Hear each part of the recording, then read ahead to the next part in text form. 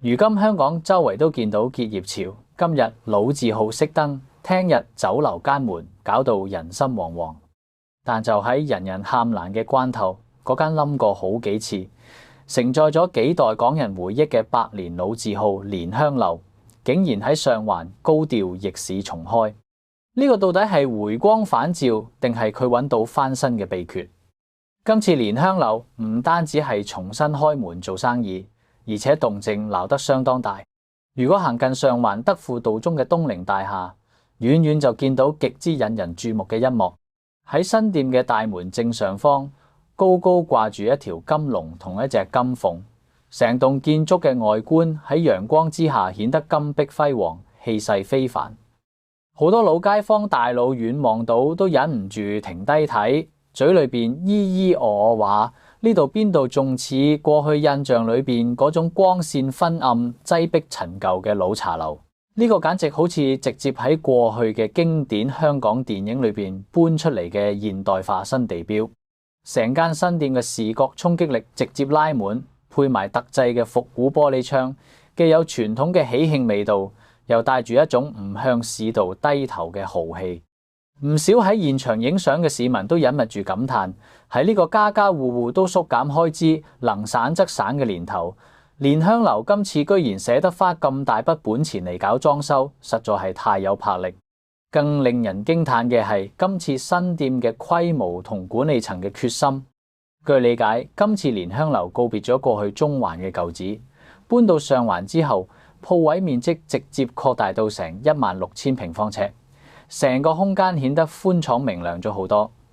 而且根據飲食業內部傳出嚟嘅消息，蓮香樓今次為咗展現長期紮根嘅決心，竟然同業主一口氣簽落長達9年嘅長租約。喺目前香港成個餐飲行業普遍面臨成本高漲、客流唔穩定嘅艱難時期，咁簽落咁長租約嘅酒樓可以話係屈指可數，甚至被唔少同行稱為係一場豪賭。講起蓮香樓呢塊金漆招牌，嗰度真係一部沉甸甸嘅100年歷史書。好多年輕一代可能只係知佢係香港出名嘅地標，卻唔知佢最早嘅根其實喺廣州。早喺1889年，佢還只係廣州西關一間好唔起眼、專門做蓮蓉糕點嘅小餅店。當時嗰度嘅師傅有一個到今日都俾人津津樂道嘅絕活，就係堅持採用來自湖南嘅高質量雙蓮泥整蓮蓉。為咗保證口感細膩純正，所有嘅蓮心都必須由人工一個一個啖揀出嚟，絕對唔行捷徑。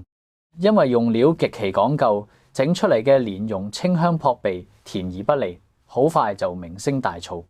後來連當時嘅翰林學士陳如岳喺品嘗過佢哋嘅糕點之後，都大為驚艷，認為呢種清香世間少有，於是親自提議將店名改為蓮香樓，仲親筆寫咗金漆牌匾。從此之後，蓮香樓佔有咗蓮蓉第一家嘅美譽，開始喺粵港澳大灣區流傳開嚟。隨住時代嘅變遷，呢股地道嘅廣式茶樓風味喺1927年正式傳到香港。當時香港茶客口中嘅第一代蓮香樓喺中環正式開業。從嗰時起，飲茶就變咗港島區居民生活裏邊不可或缺嘅一部分。去到1980年，為咗適應城市嘅發展，蓮香樓搬入咗中環威靈頓街元襟江酒家嘅舊址。呢個亦即係第二代蓮香樓。再去到1996年6月，因為原本嘅大廈需要改建，酒樓再度搬遷到斜對面嘅威靈頓街162號曾超霄大廈，亦即係幾代老茶客、老街坊最熟悉、最常去踩點嘅第三代蓮香樓。可以話喺過去幾十年嘅歲月裏面，無論出面嘅世界點變，無論香港嘅經濟經歷咗幾多次起起伏伏，蓮香樓始終喺中環嘅嗰條斜路上面堅守住嗰一抹充滿樟腦同茶葉香氣嘅煙花氣，沉澱住屬於呢個城市嘅集體懷舊記憶。當年王家衛導演執導嘅經典電影《花樣年華》喺舉辦開鏡記者會嘅時候，就特意揀咗喺中環蓮香樓舉行。梁朝偉同張曼玉坐喺嗰啲古色古香嘅茶座裏邊，將嗰種老香港嘅韻味展現得淋漓盡致。不過回顧呢100年嘅風雨路，蓮香樓嘅發展亦絕非一帆風順，中間唔知經歷咗幾多次生生死死。幾年疫情俾全港餐飲業帶嚟咗毀滅性嘅打擊，缺乏遊客，本地市民減少堂食，令呢間老茶室屢次傳出難以為繼、即將永遠結業嘅壞消息。就喺大家都以為呢塊百年招牌真係要變成歷史符號嘅時候，蓮香樓嘅第4代傳人重新企出嚟接掌家族生意，並一直喺度揾緊能令老店真正重生嘅機會。直到今日，新店喺上環拔地而起，大家先至恍然大悟，原來呢段期間佢哋從來都冇放棄過，能一路跌跌撞撞捱到今日，仲可以煥發新生。呢中間付出嘅心血同代價，確實係非常之唔容易。而家新店一開張，網絡上邊同街坊之間嘅討論就冇斷過。大家最關心嘅，除咗嗰個仲係咪可以令人食到當年嘅嗰個老味道。畢竟隨住呢啲年香港城市節奏越嚟越快，傳統嘅粵式茶樓生存空間被擠壓得越嚟越細。好多老字號一係因為後繼無人，或者租金太貴，直接試門大吉；一係為咗迎合年輕人嘅口味同降低人工成本，轉型成咗嗰種用電腦落單、微波爐加熱、預製點心嘅現代化新式酒樓。嗰種令人一入門就可以感受到熱浪騰騰、人聲鼎沸嘅老茶樓，喺港島區幾乎已經就快絕跡。而今次蓮香樓最難能可貴嘅地方就在於，儘管佢嘅外表裝修得好似個新潮嘅打卡點，但只要你打開簾行入去，就會發現裏邊最核心、最傳統嘅嗰套粵式茶樓文化被原封不動但保留咗落嚟。喺新店寬闊嘅大廳裏邊，依然可以睇到久違嘅手推點心車喺餐台之間緩緩穿梭。負責推車嘅阿嬸依然會扯大喉嚨，大聲叫賣住啱啱出籠嘅蝦餃、燒賣、大包同棉花雞。喺呢度飲茶，依然冇而家流行嘅二維碼掃描落單。你想食咩？得自己拎住一張點心卡，見到點心車推過嚟咗，就過去圍住挑選，等阿嬸喺卡上面吸個印章。呢種喺年輕人眼裏邊睇落去有啲效率低下嘅傳統方式，對於我哋呢啲上咗年紀嘅人嚟講，卻係最親切、最自然不過嘅市正畫面。唔單止淡，新店裏面依然保留咗用茶盅沏茶嘅傳統。老茶客都知，而家喺出邊普通酒樓飲茶，俾嘅都係2個大茶壺，一壺茶一壺熱水。雖然方便，但總覺得少咗一點嘆茶嘅儀式感。